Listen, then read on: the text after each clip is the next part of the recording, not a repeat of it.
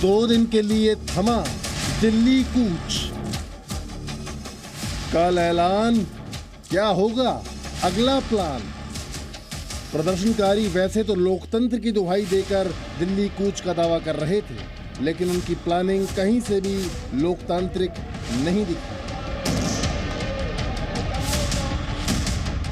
बुधवार को प्रदर्शनकारियों ने शंभू बॉर्डर पर जबरदस्ती सीमा लांघने की कोशिश की, जिसके जवाब में पुलिस के जवानों को आंसू गैस के गोले दागने पड़े।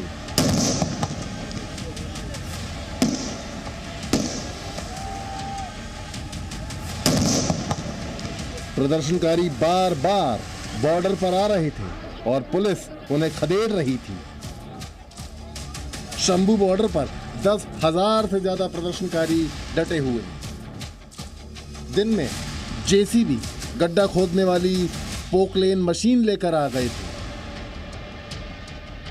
उन्होंने आंसू गैस से बचने के लिए स्पेशल मास्क पहन रखा था।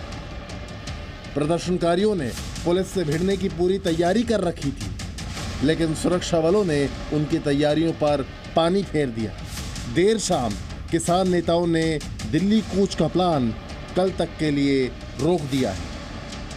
ये देश के किसान मजदूर का अंदोलन है। अगली रणनीति अगले 2 दिनों स्पष्ट करांगे। हजे खनौरी वाली सारी घटना का जायजा ले लिया। 2 दिन दिल्ली कूच वाले मसले ते स्टे होगा, ठीक है। ओदे विच गाहां की फैसला लेना लियांगे। वहीं सरकार प्रदर्शनकारियों और किसान नेताओं से बार बार अपील कर रही है कि बातचीत के जरिए समाधान निकालने की कोशिश करें। सरकार उनके साथ बैठक करने के लिए तैयार है। हम पहले भी वार्ता के लिए राजी थे, आज भी हैं, आगे भी रहेंगे। हमें इसमें कोई दिक्कत नहीं। हमारे भाई हैं, अन्नदाता हैं। आज भी हमारा एमएसपी दुनिया भर में अगर देखें तो सबसे ज्यादा में से एक है। हमने यूपीए सरकार से दाम भी लगभग दुगने और खरीद भी दुगने से ज्यादा करने का काम किया। प्रदर्शनकारियों ने 2 दिन के लिए दिल्ली कूच रोक दिया है। अब किसान नेता और सरकार आगे क्या रणनीति अपना सकते हैं, उसके विकल्प देखिए। किसान नेता सरकार के साथ 5वें दौर की बातचीत करें। सरकार किसान नेताओं के सामने एमएसपी का नया फॉर्मूला रखे, या फिर सरकार किसान नेताओं की सभी मांगे मान ले, या किसान नेता सरकार के 5 फसलों वाले एमएसपी प्रस्ताव को मान ले। और आखिरी विकल्प ये कि किसान दिल्ली कूच का प्लान वापस ले, जिसकी संभावना अब दिख नहीं रही है। बातचीत से ही समाधान होगा। पहले बातचीत होगी, उसमें समाधान निकले तो जब वो किसान वापस जाएगा, किसान वापसी जाएगा नहीं। किसान हार के वापसी कभी नहीं जाता। प्रदर्शनकारियों के पंजाब हरियाणा के बॉर्डर पर डटे होने के कारण सरकार के साथ आम जनता को भी नुकसान हो रहा है। सुरक्षा में तैनात 3 जवानों की अब तक मौत हो चुकी है। प्रदर्शन की वजह से रोजाना करीब 500 करोड़ रुपए का नुकसान हो रहा है। जाम के चलते दिल्ली एनसीआर में 6 करोड़ लोगों को परेशानी हो रही है। प्रदर्शन के बीच केंद्र सरकार ने गन्ना किसानों को बड़ी राहत दी है। सरकार ने गन्ने पर मिलने वाली कीमत को बढ़ा दिया है। पहले गन्ने का मूल्य 315 रुपए प्रति क्विंटल था, जिसे बढ़ाकर 340 रुपए प्रति क्विंटल कर दिया गया है। गन्ने की पैदावार सबसे ज्यादा उत्तर प्रदेश में होती है। सरकार के इस फैसले का फायदा यूपी के किसानों को सबसे ज्यादा होगा।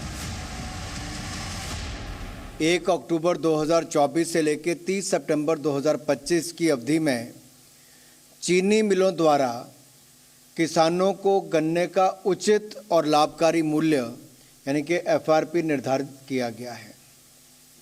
वर्ष 2024-25 के लिए 340 रुपये प्रति क्विंटल मूल्य निर्धारित किए जाने का निर्णय किया गया है। प्रदर्शनकारी एमएसपी गारंटी की मांग पर अड़े हुए हैं, तो सरकार ने किसानों को मोदी सरकार के दौरान किसानों को अब तक दी गई एमएसपी का आंकड़ा सामने रखा।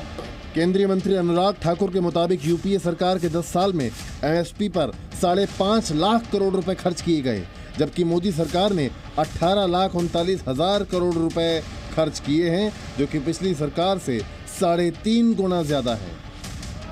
एमएसपी गारंटी और प्रदर्शन को लेकर विपक्षी नेता मोदी सरकार पर हमलावर हैं।